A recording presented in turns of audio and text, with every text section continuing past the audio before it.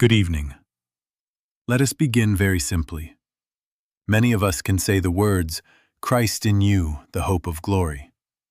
We have repeated it in our prayers, we have sung it in our hymns, we have passed it along as comfort to those in trouble.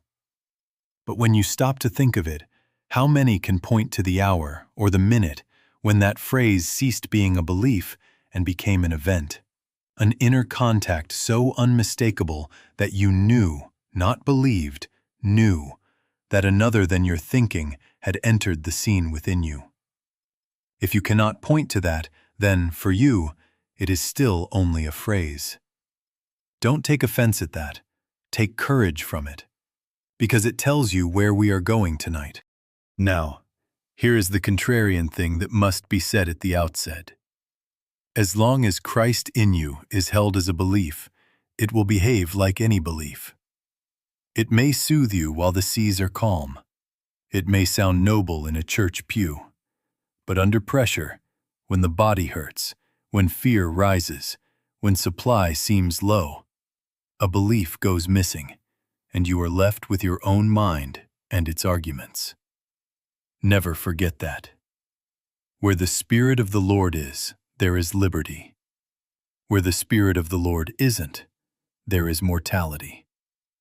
If liberty does not show itself when the storm comes, you have not yet touched the Spirit. You have only touched your theology about it. The promise of our time together is not another theology and not a tour through history. The promise is recognition. How to know in your own inner being when the presence has dawned. The test will not be what you think about God or what you can recite of Scripture. The test will be what happens to fear, what happens to strain, what happens to the tyranny of the mind when contact is made. When contact is made, fear loses its breath. Strain loosens without your effort. The mind, that noisy servant, stands aside, and something you can't see, hear, taste, touch, or smell establishes quiet dominion. That, you see, is measurable. That is the difference between saying, "Christ in you," and meeting the event. Now let me illustrate that. A person faces a difficulty. They repeat, "Christ in me." And then they proceed to plan, to worry, to pace the floor. Nothing in the atmosphere within them has changed. That is the phrase. Again, another faces a difficulty, pauses, becomes still, and waits, not for a thought, not for a solution, but for a presence to announce itself. Presently, a softness, a lightness, a quiet assurance appears. The problem may not yet be solved, but something within has taken the government. That is the event. We will move, step by step, from diagnosing the absence that makes human life so weary, to the evidences, what used to be called demonstrations, that pile up when contact is real. Then into the revelation of the indwelling I, closer than breathing. And finally, into practice.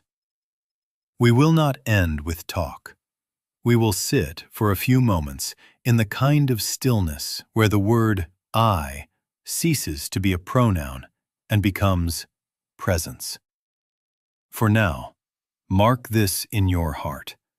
If Christ in you has not produced a recognizable inner shift, it is still only a phrase. And that can change. Tonight, it begins to change. Now we have to face the uncomfortable thing with honesty. When you stop to think of it, if God's presence were consciously operating in our daily experience, we could not keep seeing the same catalog. Sin, disease, death, accidents, lack, loneliness, and then piously say, "God is in charge," without, in the next breath, placing the blame at God's doorstep.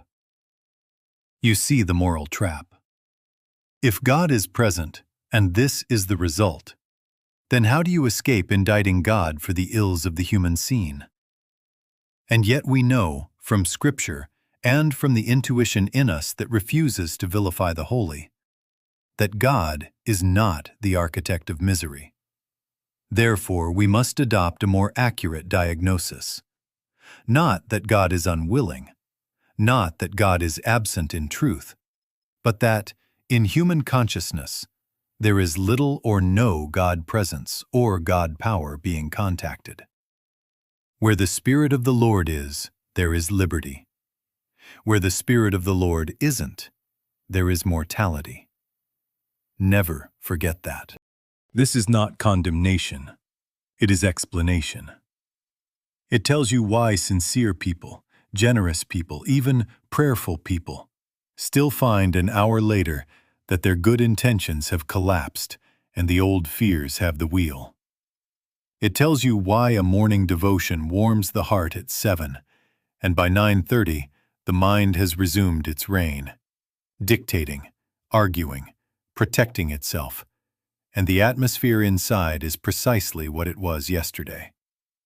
After enough years of this work, you see so much of it that you know definitely.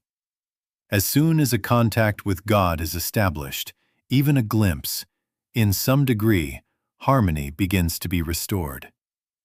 When the contact is absent, the human mind, left to itself, does what it knows.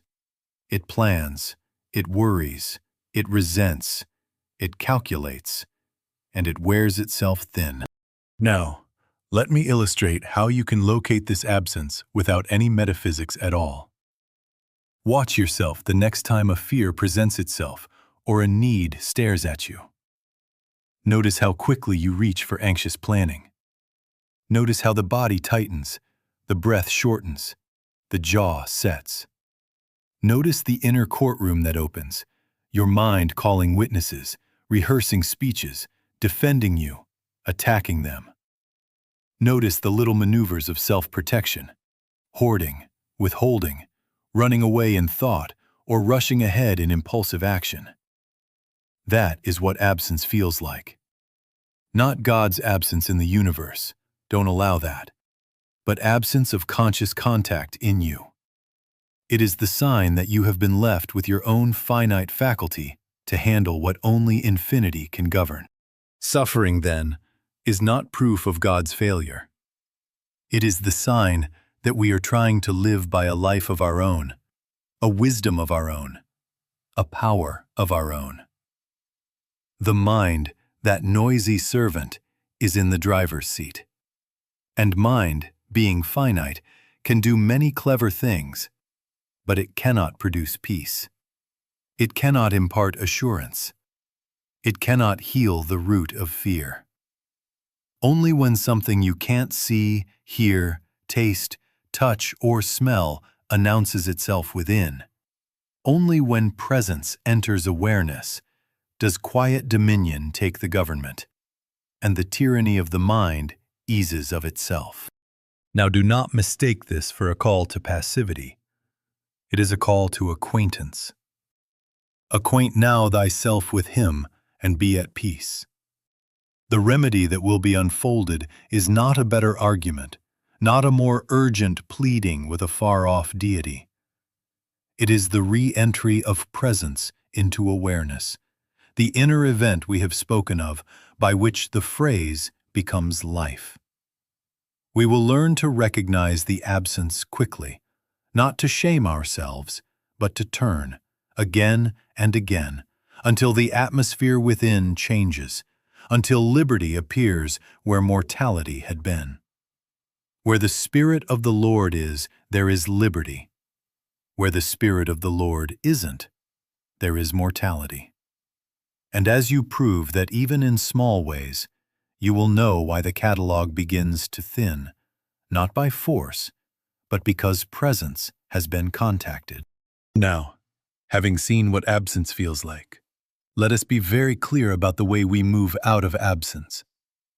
We begin, all of us, in faith. We come with a sincere conviction, a heart that says, "This is true." And thank God for that beginning. But when you stop to think of it, faith at first is still in the realm of thought. It lives in the mind as persuasion, and the mind, can be shaken. A report can rattle it. A pain can challenge it. A bank balance can mock it. Faith is a fine first step. It is not yet the event. Now, let me illustrate that. Explorers set sail with charts, with testimonies from those who have glimpsed a coastline, with a conviction that there is land beyond the horizon. Admiral Peary, Admiral Byrd, long before there was the pole beneath their feet, there was certainty in their hearts. But that certainty, however strong, was not knowledge. It was faith. Only when boot met earth, only when the body stood upon the thing itself, did faith pass over into knowing.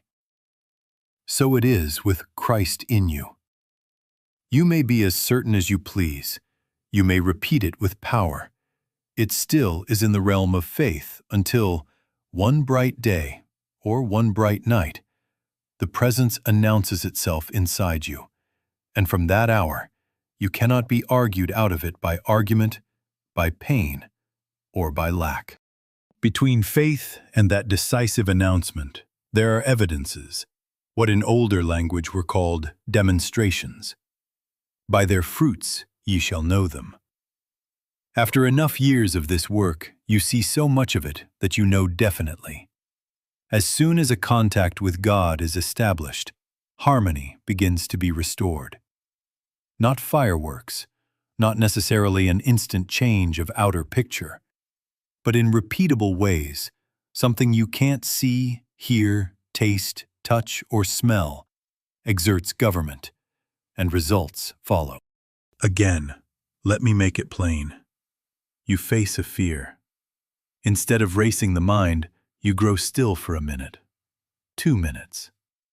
You do not argue, you acknowledge. Presently the clutch in the stomach releases. That is an evidence. The phone you dreaded to make, guidance rises, a few simple words form, and the call goes tenderly when, an hour earlier, it would have gone harshly.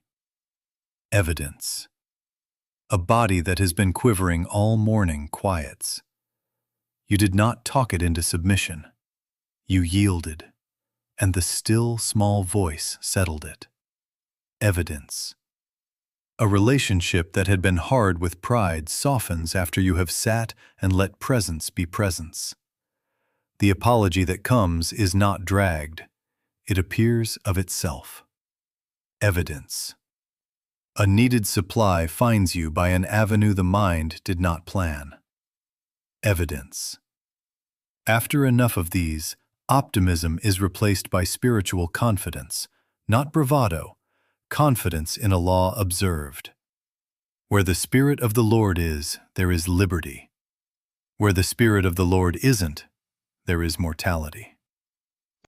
Why does evidence matter? Because it shifts what you rely on. At first you lean on the cleverness of your reason and then decorate it with a verse. After evidences begin to accumulate, you reverse the order. You lean on inner knowing and permit the mind to take notes. The phrase ceases to be a charm and becomes a government. You begin to expect, not demand, expect that as you turn within, something takes the reins. And with each quiet restoration, of peace, of direction, of health, of right action, your faith ripens into a trust that can stand when storms come. Not because you hold tighter to a belief, but because you have watched, again and again, the law operate. The event is not a constant blaze. It is the steady transfer of reliance from the mind's reasoning to the indwelling I that knows. And that, my friends, is when the phrase becomes power, when it produces repeatable evidences of restored harmony. Now we come to the hard saying, and don't flinch from it. Most of us, out of sheer habit, try to make Christ in you true by thinking it through, by analysis, by better definitions, by doctrinal certainty. When you stop to think of it, the mind feels that if it can outline, compare texts, stack quotations, and arrive at a precise statement, the event will follow. And after enough years of this work, you see so much of it that you know definitely. That road does not end in contact. It ends in concepts. The mind, being finite, cannot embrace infinity, and so it translates the infinite into ideas, then argues about the ideas, then defends the ideas, and never meets the presence. Paul very clearly states it. The natural man receiveth not the things of the Spirit of God, for they are foolishness unto him, neither can he know them. Notice that, neither can he know them. It requires a different faculty than the faculty of the human mind. The mind is a wonderful servant for measuring, for calculating, for remembering. But when you ask it to know what cannot be seen, heard, tasted, touched, or smelled, it grows noisy or it grows blank. It wants an object to grasp, and presence is not an object. Now let me illustrate that. Not long ago, a celebrated scholar, one of the brightest, receives a diagnosis. His mind can recite the literature on the disease, can explain the chemical cascades, can prognosticate the stages. And then, in a public essay, he confesses that his horizon is annihilation, extinction, nothing beyond the shut door. Do you see? Intellect can describe the problem with exquisite precision and still be helpless before it. If life itself is only the mind's phenomena, then when the mind grows dim, the person is gone. But life itself is God, something the Master called I. That I is not a chemical event. The mind cannot reveal that.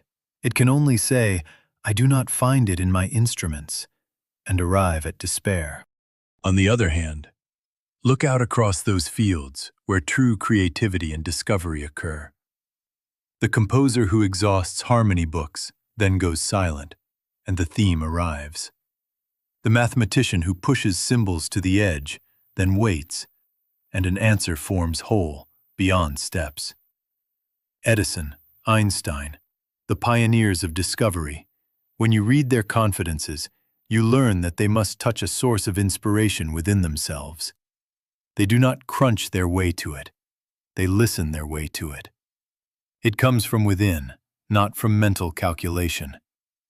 In modern language, you would call it intuition, inspiration.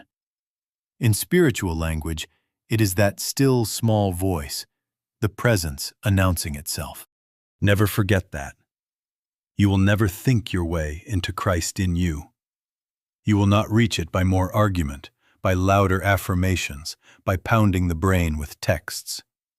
Don't allow the mind to keep the throne. You do not have to be the victim of your mind, and yet you cannot bully it into revelation either.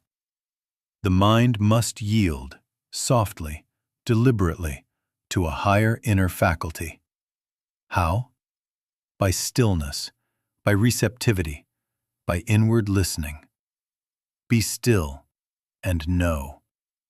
Not be clever and know, not be busy and know. Be still. You see the pivot.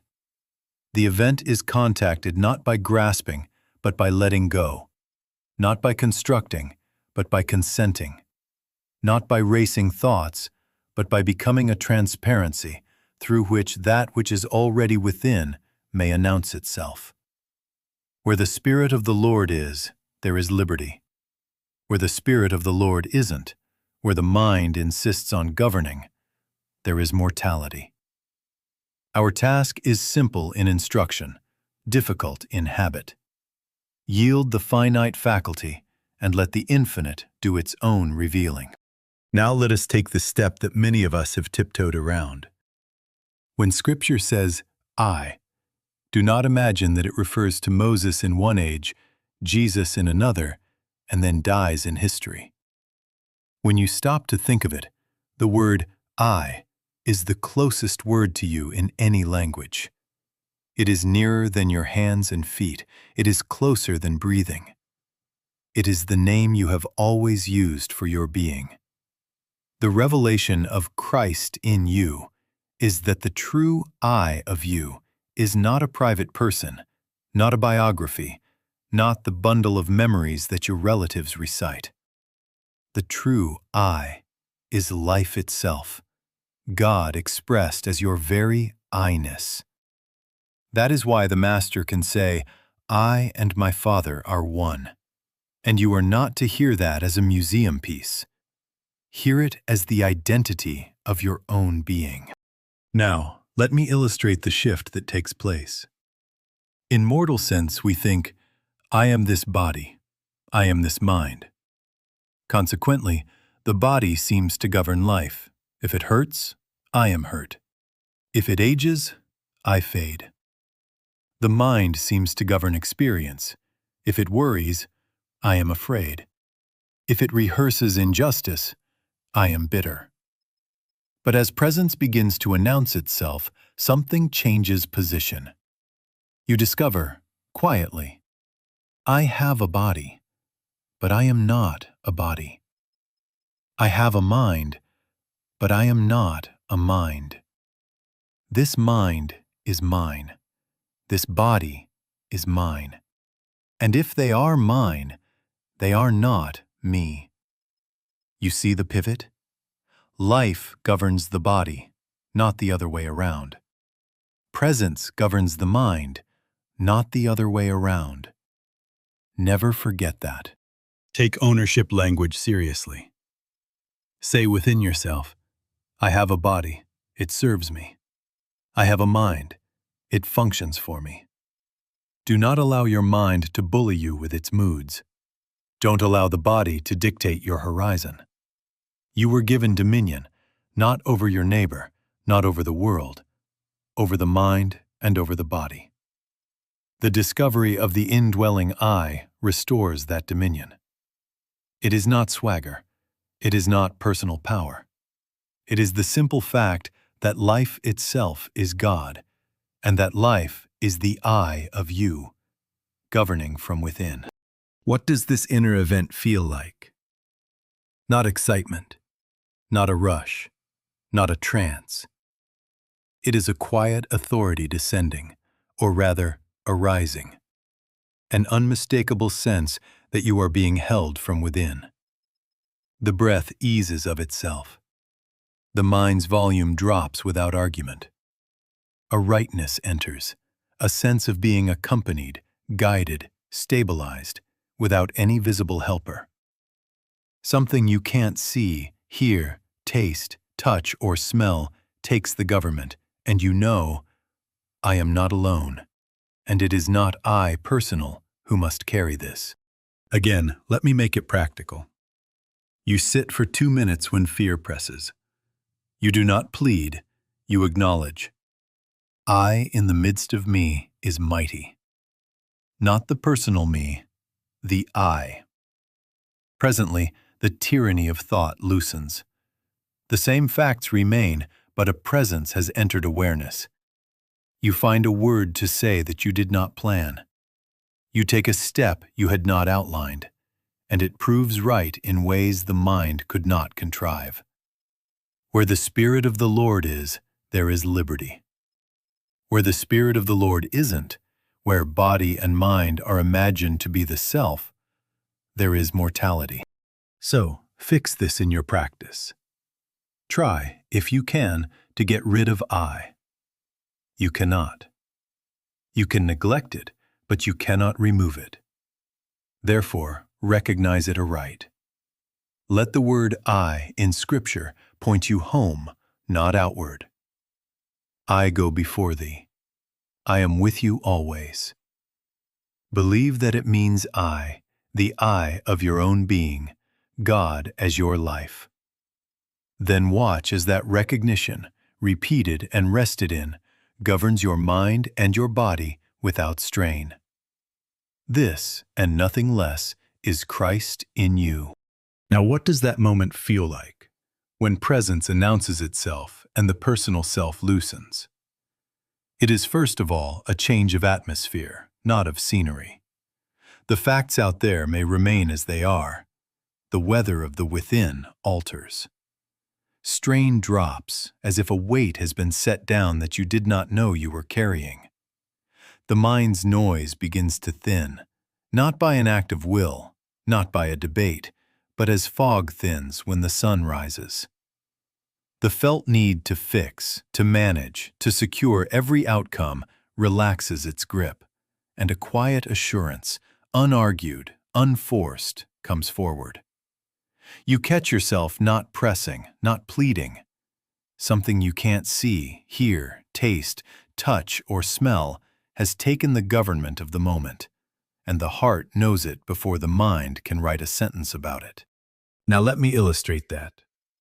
You had been rehearsing the hard conversation, rewriting the script a dozen times. You pause. You say nothing. You turn within. In a minute, 2 minutes, the urgency is gone.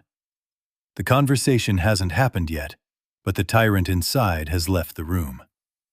Again, pain in the body had been demanding your entire horizon. You become still, and without bluff or bravado, you sense an accompaniment, a rightness present. The pain may continue for a time, but it is no longer master. The I in the midst of you is quietly on the throne, and you know it is not I personal that must carry this. Be very clear about what this is not. It is not self-hypnosis. You are not talking yourself into a rosy picture. It is not denial of problems. In fact, you see facts more honestly because fear is not smearing them. It is not a new belief system layered over the old. It is an actual lessening of inner compulsion. And it is not a rush of emotion that you must chase or whip up again tomorrow. If emotion comes, let it be, but do not mistake warmth for witness. Presence often comes without fireworks, simple, sober, immediate. You recognize it by its fruits. Compassion appears without your trying to be virtuous.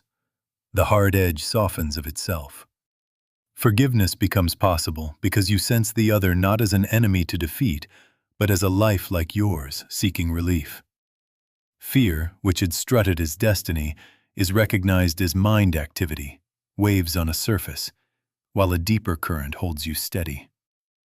Decisions are made with a gentleness you did not plan. Words arise that you could not have selected by wit, and they prove right. Where the Spirit of the Lord is, there is liberty. Where the Spirit of the Lord isn't, there is mortality. Liberty here is not license. It is the easing of the mind's tyranny, the return of dominion to the indwelling I. Why then do so many miss it?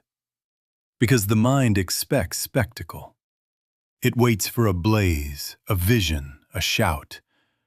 But the holy often arrives as here-ness, as unembellished now, as a simple enoughness in the midst. It proves itself not by sensation, but by effect. You notice as the hour goes on that you are kinder, quieter, clearer. That is the announcement. And now, realism. At first it may come in flashes. The clouds close again. The old engine of thought revs up. Don't allow discouragement to take the victory. The difficult thing begins an hour later. To return, to acknowledge again, to let the inner climate be set anew. We will speak of that practice. For the moment, mark this. You will know the event not by a headline, but by the fruit, quiet dominion, inner assurance, and the lifting of that ancient whip from the back of your mind. Now here is where almost all of us stumble. We touch peace in the chair. Presence announces itself. The inner weather clears. Then the day begins. The phone rings, the inbox fills, the body twinges, the bill comes due. A word is spoken that stings. And before you know it, the old identity has taken the wheel. I must fix. I must defend. I must make this come out right. Do you see? The event did happen. No need to doubt that. The difficult thing begins an hour later. How not to let the contact collapse back into the old mind habits that for years have claimed the throne. Never forget that. You are not at the mercy of your mind. Don't allow thoughts to ride you like a master. Your mind is an instrument, not a lord. Say it if you have to, under your breath. This mind is mine. This body is mine. I, life, govern them. You were given dominion over the mind and over the body. Don't hand the scepter back to the servant because a stimulus appears. The servant is trained to react. You are learning to recognize and to yield to presence. Now, let me illustrate that. You read a report that tightens the chest. The mind begins its courtroom. Accuse, defend, predict. The reset move is not a new argument. It is a turn. Acquaint now thyself with him and be at peace. In the instant you notice pressure, return, not to words, but to inward recognition. One breath. Shoulders let go. A quiet inner I, not spoken loudly, but known. You are not trying to get God to come. You are acknowledging the one already within. Acknowledge him in all thy ways. In 30 seconds, the climate shifts. The facts may remain, but the tyrant has stepped down. Proceed then. Write the reply. Make the call. But now as transparency, not as a private self under compulsion. Understand temptation in this new light. Temptation is not only the lurid things we label sin. Temptation is the invitation to live as absence, to plan without God, to react without presence, to judge by appearances and then bow to them. That is the old serpent, separation sense. Don't allow that. Catch it sooner each day. By the degree of one's success in remembering, in returning, in acknowledging, one can measure the rate of their spiritual progress. Not how high a thought you can think, but how quickly you come home when the mind rises. Again, do not condemn yourself for forgetting. The mind's habits were formed across years. They do not disappear in an afternoon. But after enough years of this work, you see so much of it that you know definitely. Each return restores government. Where the Spirit of the Lord is, there is liberty.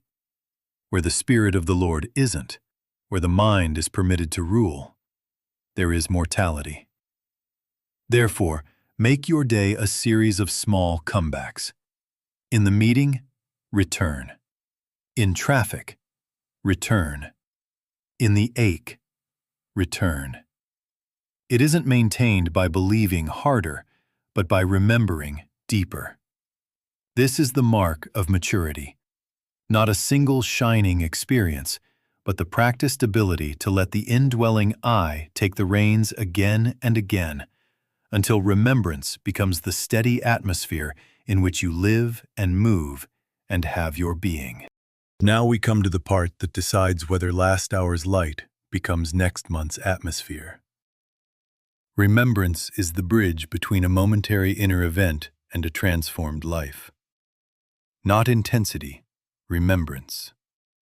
Not a rare high moment, but the steady returning that makes presence the climate of the day. Acknowledge him in all thy ways, not some of them.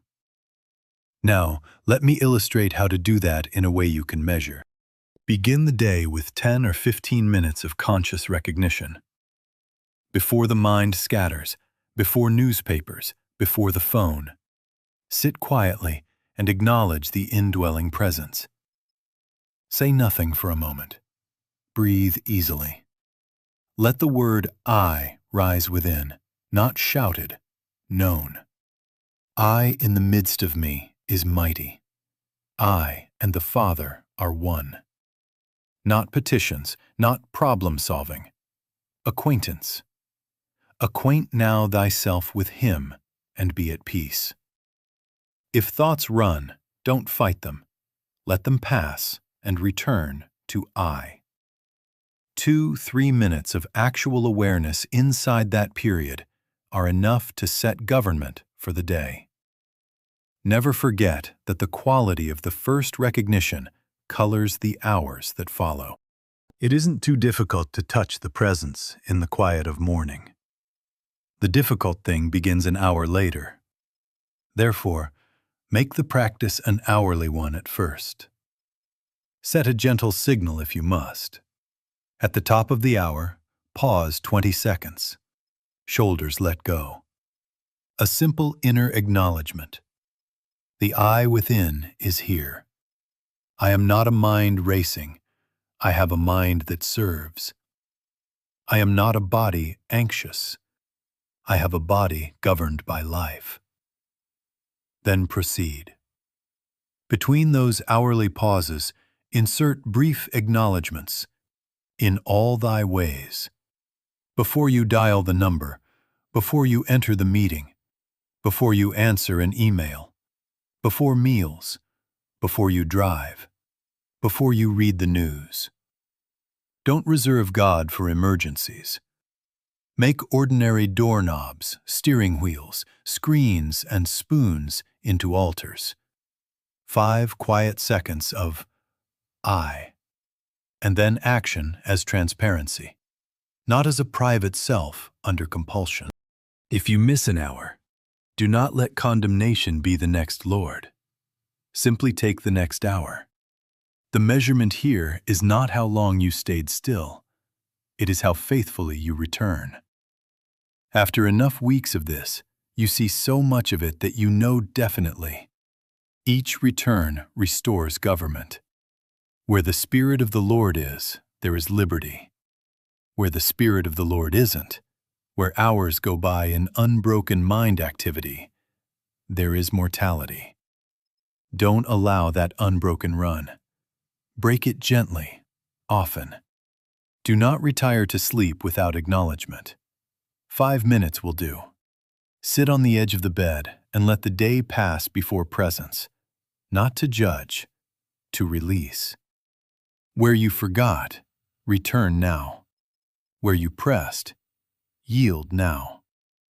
Father, into thy hands I commend my spirit. Rest your mind and body into the keeping of the indwelling I. Sleep is different, and the night watches are kept for you when you seal the day this way. How shall you know you are progressing? Not by moods. Moods rise and fall with weather. Measure by remembrance. How many hours were touched? How quickly did you return after agitation? How stable was the inner climate under the same outer conditions? By the degree of one's success in remembering and acknowledging, one can measure the rate of their spiritual progress. Begin tomorrow morning, then this next hour, then tonight. Remembrance is the bridge. Walk it, and presence will make of your hours a habitation, and of your life a quiet demonstration. Now, for a few moments, let us be still. Lay aside the desire to accomplish anything. We are not trying to think God. We are consenting to listen. Sit as you are. Let the shoulders loosen, the jaw soften. Breathe easy. No technique to master, merely a willingness to be here. Acquaint now thyself with Him, and be at peace. Now, gently, within yourself, let the word I arise. Not loudly, not as a sentence you manufacture, as if you were hearing an I come up within you. Soft, unforced, closer than breathing. Let it sound once, and then be quiet. Again, I, and rest. Do not grip it. Do not repeat it as if it were a charm. We are not driving the mind. We are listening beneath it. I, not the personal little I that worries and plans, the I that is life itself in the midst of you. If it helps, for a moment imagine you are sitting a few inches above the top of your head, looking gently down at the mind as one might watch a street from a window. Thoughts pass, headlights, taillights, coming, going. You do not get into any car. You do not argue with traffic. Let it flow. Here, from this higher perch, you witness. You are not the passing content. You are the awareness in which content appears and disappears. From here, softly, I, and stillness. Now, within this listening, abide long enough to notice that the I you hear begins to speak for itself. Not as sentences you compose, but as presence giving its own assurances. Hear them quietly, as if from within your own being. I will never leave you nor forsake you. I am with you always. I go before thee to make the crooked places straight. Fear not, it is I. Be not afraid. Neither do I condemn thee. My peace I give unto you. Not as the world giveth give I unto you. I am thy life. I am the light of thy world. I am thy bread in this hour. Thou shalt not want. I in the midst of thee am mighty. Let these words not be arguments. Let them be announcements. Something you can't see, hear, taste, touch, or smell quietly takes the government. And you notice the evidence. The breath moves freely. The shoulders drop another inch. The mind's edges grow rounder. You are not trying to hold a thought. You are letting presence hold you. Be still and know that I am God. Wait a moment longer. I. If a thought intrudes, bless it and let it pass down the street. Return to the perch. Return to I. Don't allow the mind to become Lord in this holy minute. You were given dominion, and here dominion is exercised by yielding, by listening. Again, very softly, I. Then, silent consent. Now, notice the difference between repeating a sentence and abiding an atmosphere. Affirmation presses. Presence announces. Affirmation tries to get somewhere. Presence is here. The proof is not fireworks. It is the quietness that has entered, the inner assurance that did not exist 5 minutes ago. Where the Spirit of the Lord is, there is liberty. Carry this tone into the next hour, not by clinging to words, but by remembering the I that has spoken for itself within you, and will speak again as you listen. Now we come to living, how this goes from a holy minute to a governed day. The governing principle does not change. Where the Spirit of the Lord is, there is liberty. Liberty from fear, from compulsion, from hatred, from the belief that you are a helpless body-mind at the mercy of circumstances. Where the Spirit of the Lord isn't, where we move as absence, there is mortality. Never forget that. The new causality is this: you are no longer trying to fix life from the outside. You are letting life govern its own expression from within. Something you can't see, hear, taste, touch, or smell takes the government, and harmony appears as fruit, not as a conquest. Now let me illustrate that with the body. A symptom arises. Under the old regime, panic and planning seize the throne. Under presence, the first act is recognition. I in the midst of me is mighty. This body is mine. I am not a body. Life governs the body. Quietness comes. In that quietness, guidance appears, not as magic, but as right next. Again, relationships. Formerly, reaction met reaction. Voices rose, judgments hardened. Now, you feel the rise. You return. The edge softens. Discernment appears. Supply. Under absence, anxiety chases doors. Under presence, right activity finds you, and you find it. The mind may still draft plans. Decision-making changes as well. So do not let this become another belief filed away. Keep it as living acquaintance, again and again, until it becomes your normal consciousness. Morning recognition, hourly remembrance, before sleep acknowledgement. In all thy ways acknowledge him. Live the day as transparency, and let the Christ within be the law unto you. Where the Spirit of the Lord is, there is liberty. Take this into your homes, your work, your streets. Return and return again, until the returning becomes remaining. Thank you.